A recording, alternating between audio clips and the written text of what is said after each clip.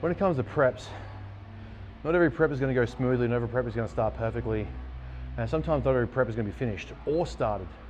One of the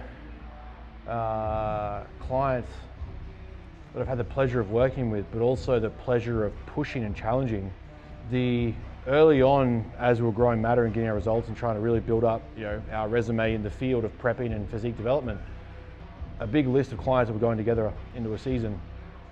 And one of the hardest things I had to do was actually sit down with that client and tell them that they won't be prepping.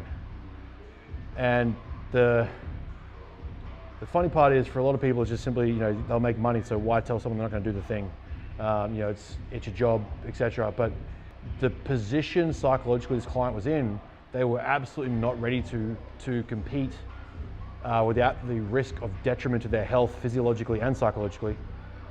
And I'd made that decision where I really I still need to get results, but at the same time, I needed to think of my team first and think of my client first and make sure that they were psychologically okay and healthy to compete in the future. So we had to have a very hard conversation around the work that needed to get done before I say yes, and whether or not this person would choose to stay with me.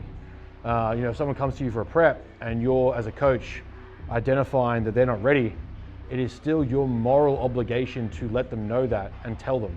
Rushing someone through a prep just for prep's sake is a dangerous game to play. So for us as coaches, you have to be able to have that hard conversation.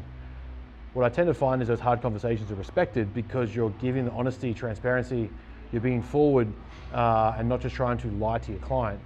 Now, the risk is obviously that person will just go to any other coach and give them their money. Thankfully that didn't happen. So a great result came from us delaying that start.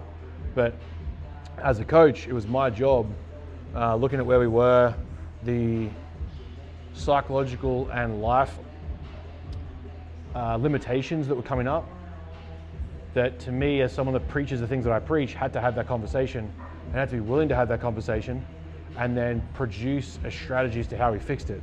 And we did that, which was great. But more so to the point is telling someone they aren't yet ready to do the thing that I love and that they're really eager to do is definitely one of the hardest decisions I've made in the prep, but I stand by it because it produced a better outcome. At the risk of our business, I made that decision that this is what has to happen, and it's your choice what you do after that, but I'm not going to put you on stage yet.